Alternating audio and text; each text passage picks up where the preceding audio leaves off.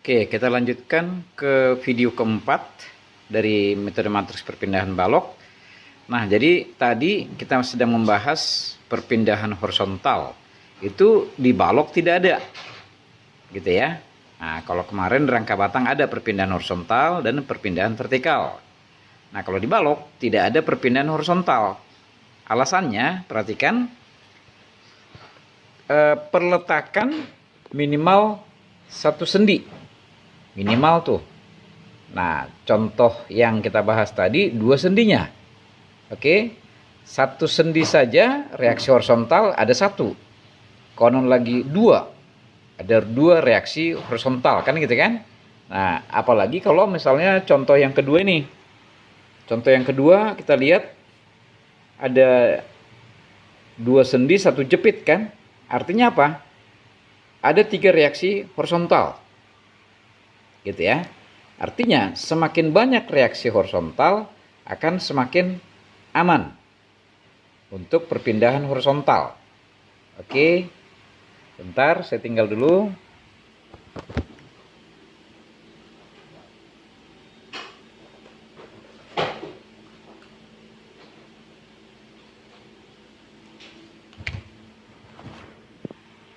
Oke, saya ngambil spidol dulu tadi. Nah, jadi gini. Kalau misalnya di balok ini ada gaya miring, gitu ya, miring alfa lah istilahnya kan.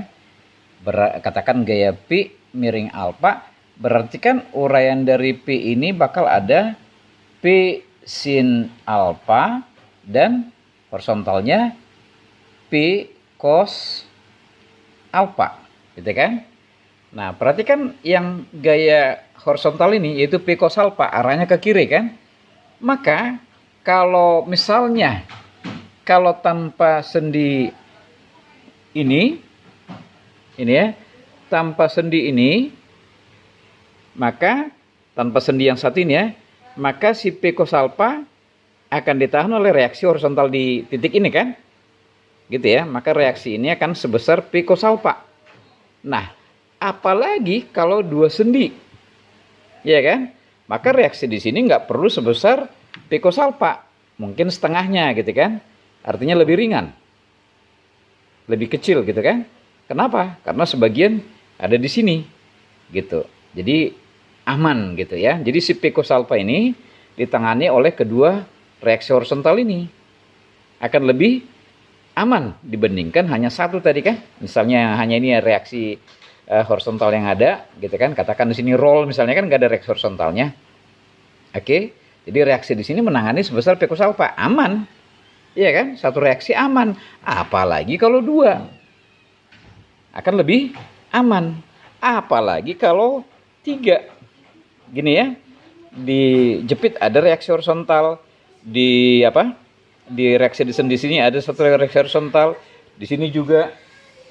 Jadi tentu akan semakin aman gitu ya. Jadi perhatikan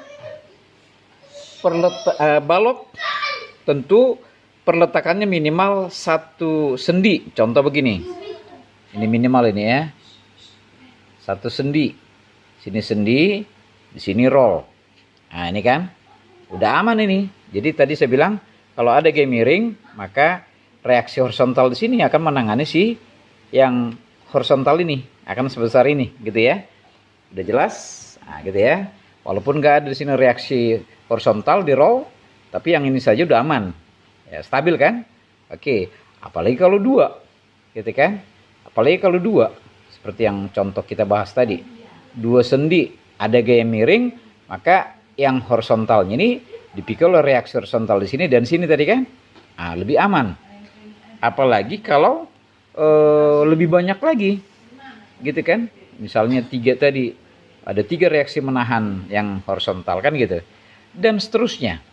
Jadi udah jelas, asal jangan begini ya, asal jangan begini, perhatikan banyak perletakan tapi roll semua.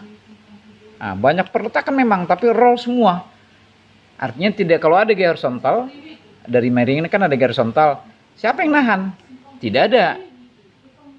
Nah, jadi gitu, banyak perletakan pun tapi kalau roll semua Ini nggak aman. Sigma H tidak sama dengan 0 kan? Kenapa? Karena satu reaksi pun tidak ada yang punya reaksi horizontal. Satu perletakan pun tidak ada yang punya reaksi horizontal. Jadi nggak aman, labil. Nah, ini nggak boleh. Konstruksi balok seperti ini nggak boleh. Karena roll semua. Jelas? Dia nggak punya reaksi horizontal. Jadi sigma H tidak sama dengan 0. Artinya tidak statis, tidak diam, bergerak dia. Oke, kalau perletakannya banyak tapi roll semua. Tapi kalau biarpun hanya 2 tapi ada sendi 1, aman. Karena punya reaksi horizontal. Tapi apalagi 2, reaksi horizontal lebih aman lagi. Apalagi 3 dan seterusnya. Namanya itu balok menerus gitu ya. Balok penerus artinya perletakan banyak dan minimal satu reaksi horizontal udah aman. Apalagi kalau sampai 3 tempat atau berapa gitu ya. Oke. Nah, jadi yang saya maksud, perpindahan horizontal pada balok itu nggak akan pernah terjadi. Ya, disimak ya. Perpindahan horizontal di balok tidak akan pernah terjadi. Kenapa? Setiap ada gaya-gaya horizontal terus dipikul oleh reaksi horizontal, gitu ya. Ingat, setiap gaya-gaya aksi horizontal terus dipikul oleh reaksi horizontal. Ada yang mikul kan? Nah, ini udah statis. Minimal 1, udah aman nih. Apalagi 2 reaksi horizontal, apalagi 3 dan seterusnya. 1 aja pun udah aman, apalagi 3 gitu ya. Jadi sekali lagi, pada balok itu tidak akan pernah terjadi perpindahan horizontal. Ya, minimal sekali lagi 1 reaksi horizontal ada dari sendi ya. Asal jangan seperti yang di atas ini. Banyak perletakan tapi roll semua, itu nggak boleh. Nggak betul ya. Jadi bergerak dia, tidak statis, tidak diam. Karena sigma H tidak sama dengan 0. Oke. Nah, jadi gitu. Pembahasan kita tadi mengenai perpindahan horizontal itu pada balok tidak pernah terjadi. Tidak akan ada perpindahan horizontal pada balok. Makanya perpindahan yang kita bahas di balok hanya ada berupa rotasi dan defleksi. Jadi tidak ada perpindahan horizontal. Gitu ya.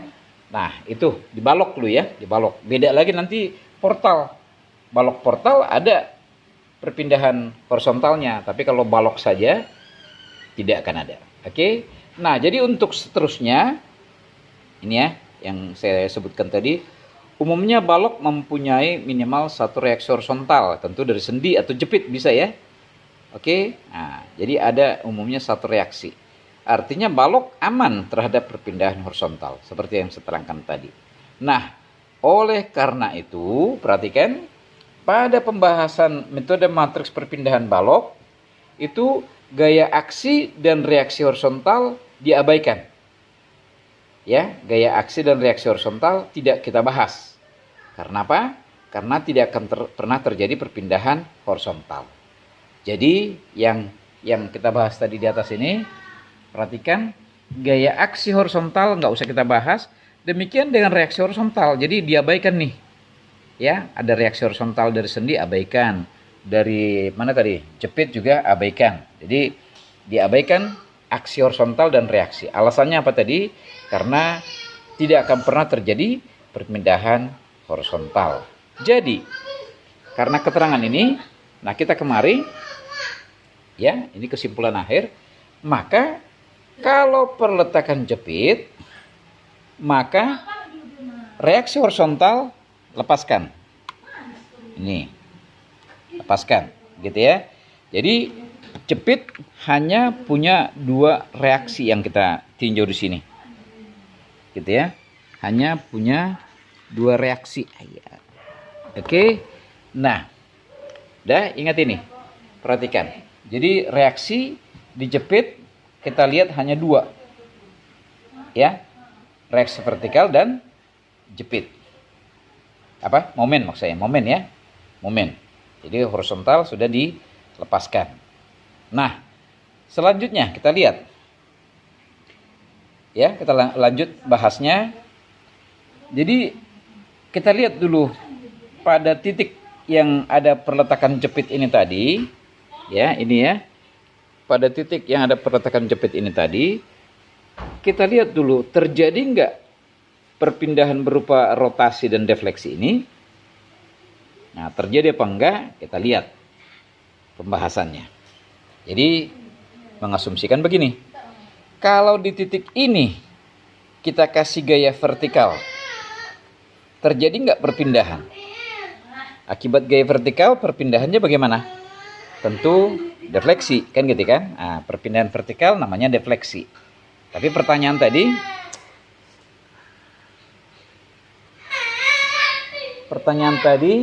akibat gaya vertikal terjadi nggak defleksi? Tidak. Kenapa? Karena dia punya reaksi vertikal. Gitu ya. Titik jepit kan punya reaksi vertikal.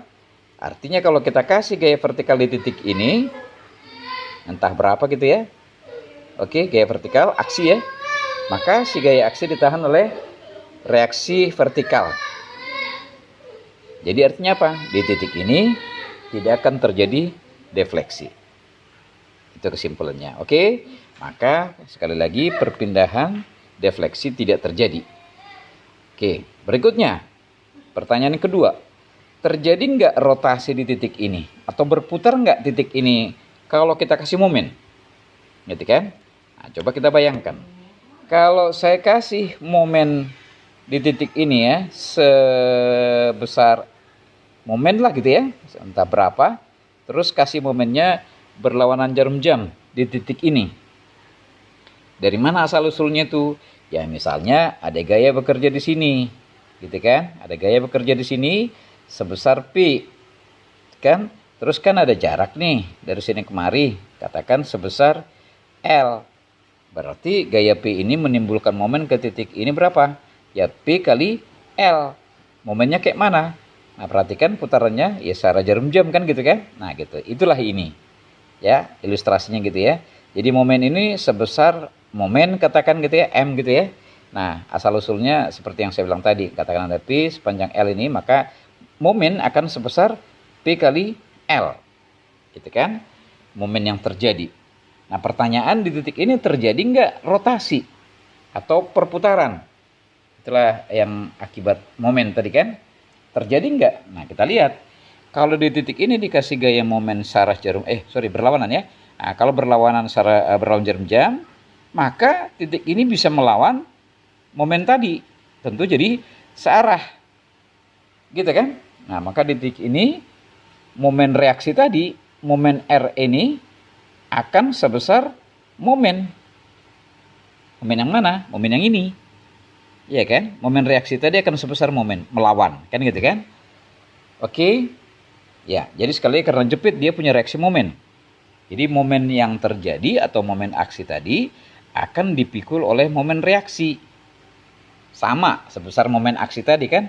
Berapapun momen aksi ini akan dilawan oleh momen reaksi. Gitu, ya. Nah, jadi kesimpulan di titik ini tidak akan terjadi tidak akan terjadi rotasi. Tidak akan berputar. Tidak akan berotasi. Kenapa? Momen aksi yang bekerja dilawan oleh momen reaksi. Gitu ya. Gitu. Jelas ya? Jadi di titik ini tidak akan terjadi rotasi. Wah, jadi kesimpulannya pada titik perletakan jepit, kedua perpindahan ini tidak terjadi defleksi maupun rotasi. Kenapa? Karena dia punya reaksi. Jadi kata kuncinya di reaksi ya. Kalau di titik itu ada reaksi perletakan, maka aksinya akan tertahan. Maka tidak terjadi perpindahan gitu ya. Di titik ini tidak akan terjadi defleksi karena dia punya reaksi vertikal. Di titik ini juga tidak akan terjadi rotasi karena dia punya momen reaksi. Jadi kesimpulan untuk titik tempat perletakan jepit NP-nya 0. Ya, ini NP tentu dilihat dari yang dua ini. Bisa dua maksimal, bisa satu, ya salah satu mungkin terjadi atau tidak sama sekali. Nah, inilah yang terjadi tidak sama sekali. Gitu ya. Jadi perletakan jepit tidak ada perpindahan, maka NP-nya 0. Gitu ya. Lanjut. Bagaimana dengan titik tempat perletakan sendi atau roll? Nah, perhatikan. Sendi sederajat dengan roll. Kenapa? Nah, tadi kita sudah buat kesimpulan bahwa aksi dan reaksi horizontal diabaikan, dihapuskan, tidak dibahas. Nah, gitu kan? Nah, jadi kesimpulan apa? Jadi sendi ini ya tidak punya reaksi horizontal lagi. Gitu ya, abaikan. Sudah? Jadi sendi yang kita perhitungkan hanya satu reaksinya, yaitu vertikal. Kalau roll memang sudah cuma punya satu reaksi vertikal kan? Tidak ada reaksi horizontal. Nah, ini dia makanya sendi dan roll itu sederajat. Oke? Nah, pertanyaan berapa NP-nya? Kita analisa. Pertama di roll dulu. Di roll. Di titik ini terjadi nggak defleksi? Ya, kita lihat. Nah, jadi kalau misalnya kita misalkan gitu ya, ada kita kasih di titik ini sebesar gaya P ke bawah, P-nya ke bawah, maka kesimpulan reaksi akan melawan, gitu kan? Maka reaksi akan sebesar P juga. Kan gitu. Jadi reaksi tadi akan melawan gaya P. Jadi kesimpulan di titik ini tidak akan pernah terjadi defleksi. Gitu ya. Jadi kata kuncinya apa tadi? Yaitu reaksi. Kalau ada reaksi yang berkenan gitu ya, untuk menahan aksinya, maka tidak akan terjadi perpindahan. Nah, jadi di titik sendi ini tadi tidak terjadi defleksi karena aksinya ditahan oleh reaksi. Sudah. Tapi bagaimana dengan momen? Masih di sendi nih ya. Bagaimana dengan momen? Kalau kita kasih momen aksi sebesar katakan momen, ada kita kasih momen aksi sebesar M, siapa yang nahan? Tidak ada. Jadi kesimpulan di titik ini terjadi rotasi. Nah, gitu ya. Jadi kata kuncinya tadi apa? Rotasi. Sebentar. Gitu ya, perhatikan. Jadi sekali lagi di titik ini kalau kita kasih gaya momen aksi, nggak ada yang nahan karena sendi kan tidak punya reaksi momen. Jadi kesimpulan akan terjadi defleksi. Saya bikin warna merah di sini. Rotasi, terjadi rotasi warna merah ini ya. Oke. Nah, gitu terjadi rotasi. Nah, inilah yang pertama yaitu P1X1. Gitu ya. Dah, terjadi rotasi. Oke, di sendi. Nah, di roll pun sama aja. Kalau perletakan roll, kalau kita kasih gaya vertikal, ada yang nahan kan? Jadi kesimpulan di titik roll ini tidak terjadi defleksi. Tapi kalau kita kasih momen, ya, kita kasih momen di sini, katakan berlawanan pun jadilah dulu, ya, kita kasih momen, maka nggak ada yang nahan, ya kan? Tidak ada momen reaksi di roll kan, sama seperti sendi. Artinya akan terjadi inilah namanya rotasi itu. Nah, lengkap disebut PX gitu ya. Boleh P1X1 kalau ada P2X2 oke, tapi kalau enggak ya udah ini aja. PX terjadi. Oke, ini pun sama, PX terjadi. Gitu ya. PX. Nah, pertanyaan P-nya ini apa? Kan ingat pasangan abadi yang kedua, P itu menimbulkan X. Udah? Nah, jadi yang dimaksud P di sini adalah momen. Ini ya. Yang dua ini P itu kan apa definisinya? Gaya luar. Nah, kalau di balok, P yang gaya luar tadi bisa berupa gaya vertikal, bisa berupa momen. Jadi yang dua ini masih momen P-nya, gitu ya. Jadi P-nya itu berupa momen. Gitu. Nah, gitu ya. Jadi sekali lagi terjadi rotasi. Jadi si X-nya itulah rotasi. X yang dimaksud dengan rotasi. Oke, dah. Nah, jadi ini sama kasusnya. P di sini dua-duanya adalah momen. Di sini nggak ada defleksi, berarti P bukan gaya vertikal, gitu ya. Yang ada rotasi. Oke, nah demikian dengan X-nya. X-nya adalah rotasi, bukan defleksi. Ingat ya. Kalau kita bicara penentuan NP, maka kita lihat pasangan abadi yang kedua. Ya, pasangan abadi yang kedua berbicara mengenai P dan X, kan gitu, ya. P dan X. Nah, sorry, agak goyang dulu. Nah, P dan X, ingat pasangan ada banding kedua. Jadi P di sini, oke, kalau P di sini, kalau di rangka batang kemarin, P adalah gaya menimbulkan titik berpindah. Itu asli gaya, tapi gayanya bisa gaya horizontal, bisa gaya vertikal kan gitu. Nah, tapi kalau di sini P adalah berupa momen atau gaya, bisa momen bisa gaya. Oke, jadi P itu bisa momen bisa gaya. Nah, jadi dengan sendirinya X itu bisa rotasi karena momen kan? Ya, ingat ya, X itu ada karena P. Jadi X itu bisa berupa rotasi karena P-nya momen. Atau X bisa berupa defleksi karena P-nya gaya. Maksudnya gaya vertikal lebih tepatnya gitu ya. Oke, ingat tuh. Ya, komposisinya pasangannya jangan sampai salah. Jadi rotasi ada karena momen. Atau defleksi ada karena gaya vertikal. Oke, jangan dibalik ya. Jadi seperti itu penentuan NP gitu. Oke, kita kembali kemari. Jadi kesimpulan, di titik sendi atau di titik roll akan terjadi satu perpindahan, yaitu rotasi. Sendi atau roll. Berarti kesimpulan NP untuk sendi atau roll adalah 1. Perhatikan tuh. Kalau tadi jepit NP-nya 0 ya. Karena rotasi dan defleksi tidak terjadi. Apa alasannya? Ya, kata kuncinya adalah ada reaksinya. Ada reaksi vertikal, maka tidak terjadi defleksi. Ada reaksi momen, maka tidak terjadi rotasi. Nah, NP-nya 2, artinya tidak ada satupun defleksi perpindahan tadi. Kalau perpindahan maksimum 2, bisa 1 atau bisa 0. Nah, ini yang 0-nya gitu ya. Untuk jepit NP-nya 0. Nah, tadi kemudian sudah kita bahas untuk perletakan sendi atau roll, maka NP-nya 1. Jadi yang terjadi hanya berupa rotasi. Kalau kita bicara umum, rotasi kita bilang, tapi sebetulnya X-nya ya. Nah, X itu rotasi. Kenapa bisa ada? Karena ada momen bekerja. Ya, jadi momen tadi menimbulkan terjadi rotasi. Ini ya, momen tadi menimbulkan rotasi. Oke, maka di balok, titik balok atau sendi, maka perpindahannya hanya 1, yaitu berupa rotasi. Nah, yang ketiga, titik tanpa perletakan. Ini ya. Kalau titik tanpa perletakan, ini titik, nggak ada sendi, nggak ada roll, nggak ada jepit gitu ya. Oke, apa artinya?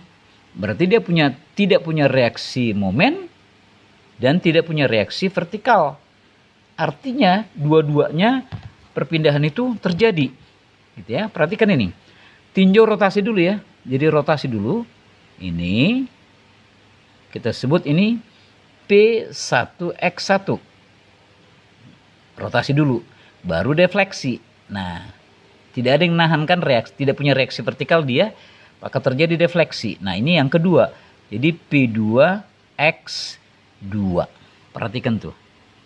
Jadi di titik tanpa perletakan, artinya dia nggak punya reaksi momen dan tidak punya reaksi vertikal. Maka akan terjadi kedua perpindahan, yaitu rotasi dan defleksi, gitu ya. Jadi perhatikan, kita bicara X1 dan X2 itu berbicara perpindahan. X1 itu apa? Rotasi. X2 apa? Defleksi. Nah gitu ya. Oke, ingat siapa menyebabkan siapa kan gitu. P menyebabkan X kan gitu. Nah, X itu perpindahan secara umum. Ya, secara umum istilahnya perpindahan. Nah, X1 itu adalah lebih tepatnya adalah rotasi. Kalau X2 perpindahan vertikal. Nah, gimana dengan P-nya? P-nya itu yang menyebabkan. Ya kan, yang menyebabkan terjadinya X. Jadi P1 dan P2 ya secara umum gaya bekerja kita bilang. Ya, P1 P2 kita sebut gaya bekerja. Tapi lebih tepatnya P1 adalah momen. Gitu kan? Di titik ini tidak punya reaksi momen, maka akibat momen maka menimbulkan rotasi. Gitu ya. Jadi P1 adalah momen. Lah, P2 apa? P2 adalah gaya vertikal. Artinya, titik ini kan nggak punya reaksi vertikal. Jadi kalau kita kenakan gaya vertikal di titik ini, terjadi defleksi. Itulah ini X2. Nah, jadi P2-nya adalah gaya vertikal. Gitu ya. Sesuaikan P-nya apa? Momen atau apa tadi? Gaya vertikal. Juga X-nya sesuaikan rotasi atau defleksi. Nah gitu ya. Tentu sesuai dengan analisa kita, rotasi atau defleksi gitu ya. Oke, jadi kesimpulan, kalau titik tanpa perletakan dua-duanya terjadi maksimal ya. Jadi artinya NP sama dengan 2 kalau titik tanpa perletakan. Gitu ya. Jadi kesimpulan seperti itu, di titik-titik yang mau kita lihat harus kita analisa dulu NP-nya berapa. Tentu titik tadi kita lihat apakah ada perletakan roll, sendi, atau cepit, atau tidak sama sekali seperti analisa yang ketiga. Nah, jadi kesimpulan dari situ dari semua titik akan kita lihat nanti, maka total NP, total ya. Kalau ini NP yang masih kita lihat setiap titik. NP sama dengan 0 itu titik jepit. NP sama dengan 1 ya titik sendi dan roll. Kalau NP sama dengan 1 titik tanpa perletakan. Tapi kalau misalnya ada beberapa titik sendi, ya harus kita lihat lagi berapa total NP-nya di balok itu. Nah, nanti kita lihat contoh. Seperti itulah pembahasan penentuan NP. Gitu ya. Jadi sekali lagi, untuk melihat NP, lihat kondisi titik. Inilah titik-titiknya kan. Titik itu pasti salah satu di antara yang 3 ini. Titik ya, kondisi titik pasti salah satu di antara 3 ini. Nah, hubungkan dengan perpindahan pada balok. Perpindahannya hanya 2, rotasi dan defleksi. Oke, jadi tahu kita di setiap titik NP-nya berapa. Gitu. Nah, jadi seperti itu menentukan NP. Ya, jadi mungkin kalau disimpulkan menentukan NF gampang aja ya. Tadi 2 kali jumlah elemen. Tapi kalau penentuan NP agak sedikit mengurai, tapi nggak sulit kok menentukan NP ya. Oke, seperti itu pembahasan penentuan NP dan NF dulu. Kita cut dulu.